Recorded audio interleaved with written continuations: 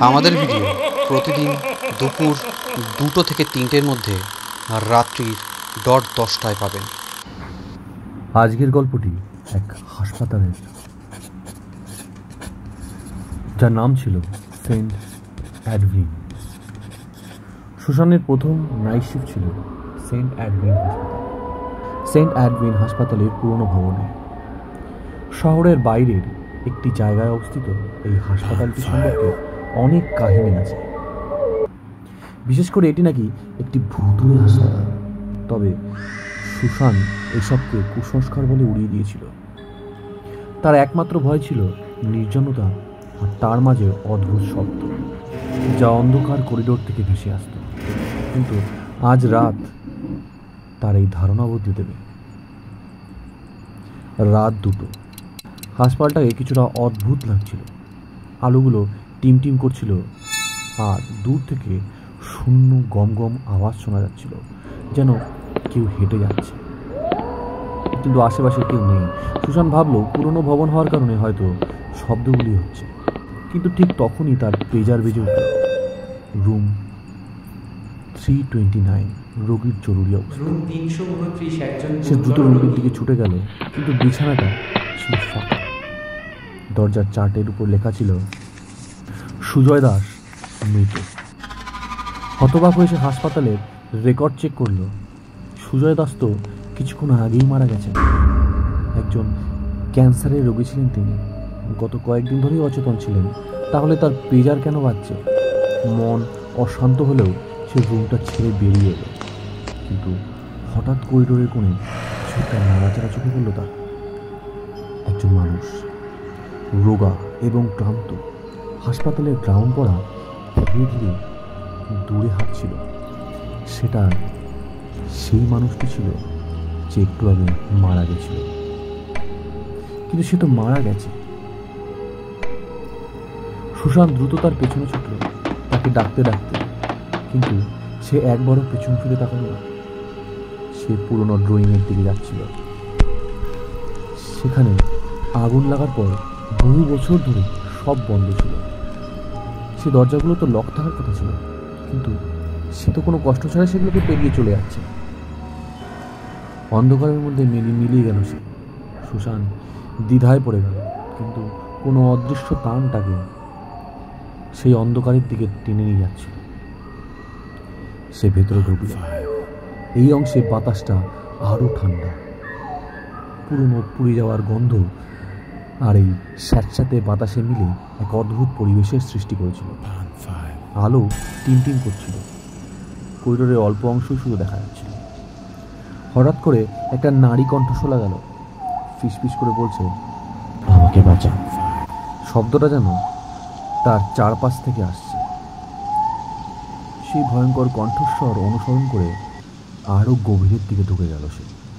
তার হৃদস্পন্দন বেড়েই চলল। কর্নার ঘুরতেই সে তাদের দেখল। রোগীরা যেন ডজন ডজন রোগী চুপচাপ দাঁড়িয়ে আছে করিডোরে। সবার পরনে হাসপাতালের গাউন। রোগা এবং বিবর্ণ বিভৎস তার মুখগুলো কষ্টে বিকৃত। তারা সুসানের দিকে ড্যাব ড্যাব করে তাকিয়ে আছে, শূন্য চোখে, যেন প্রতিটি নাড়াচাড়া তারা অনুসরণ করছে। আর তাদের সামনে দাঁড়িয়ে ছিল সেই রোগীটি। তার ঠোঁটে ভয়ঙ্কর হাসি। সেই রোগীটি যে একটু আগে ক্যান্সারে মারা গেছিল। তোমার এখানে আসা উচিত ছিল না। সে ফিসফিস করে বলল।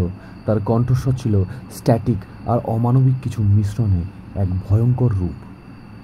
তখনই রোগীদের ভিড় তার দিকে আস্তে আস্তে এগিয়ে আসা শুরু করলো। তাদের গতিবিধি অস্বাভাবিক এবং বিকৃত পা যেন তারা টেনে টেনে ঘুরিয়ে ঘুরিয়ে তার দিকে এগিয়ে আসছে।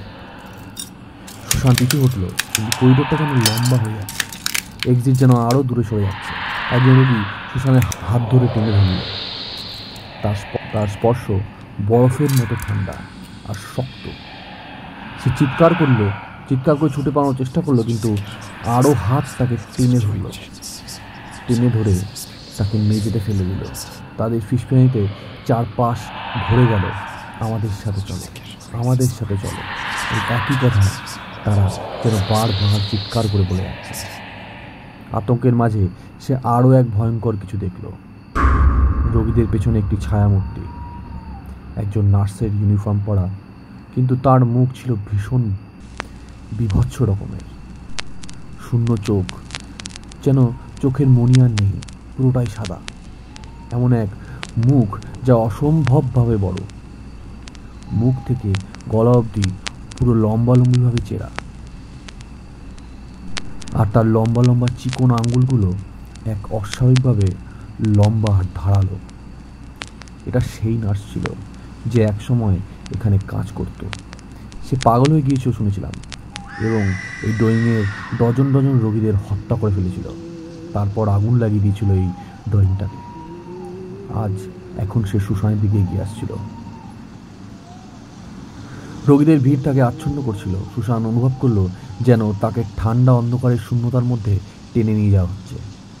শেষবার সে যা দেখলো সেটা ছিল সেই নার্সের মুখ, আর তার দিকে তাকিয়ে তাকিয়ে এক ভয়ঙ্করভাবে হাসছে, যেটা আপনাদেরকে বলে বোঝানো যাবে না।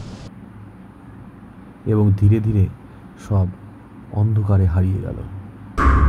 সকালে সুশানের সহকর্মীরা তাকে পুরনো ড্রয়িংয়ের মেঝেতে অচেতন অবস্থায় পেল, আর তার ত্বক যেন বিবর্ণ আর ঠান্ডা, যেন সে সেখানে বহুদিন ধরে পড়ে যাচ্ছিল। তাকে জাগানোর চেষ্টা করা হলেও সে আর কোনো প্রতিক্রিয়া দেখালো না। তার চোখ খোলা ছিল, কিন্তু চোখের মধ্যে কোনো মনি ছিল না, পুরোটাই সাদা এবং ফাঁকা। তার মন যেন কোথাও আটকে গেছিল। সেই রাতে হাসপাতালে আলো আবারও টিনটিন করল, আর করিডোরে শোনা গেল ধীরে ধীরে এগিয়ে আসা পায়ের শব্দ।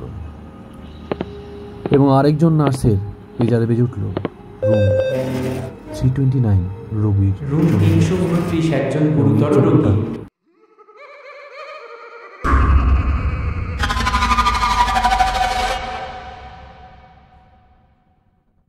লাইক, কমেন্ট এবং সাবস্ক্রাইব করতে একদমই ভুলবেন না।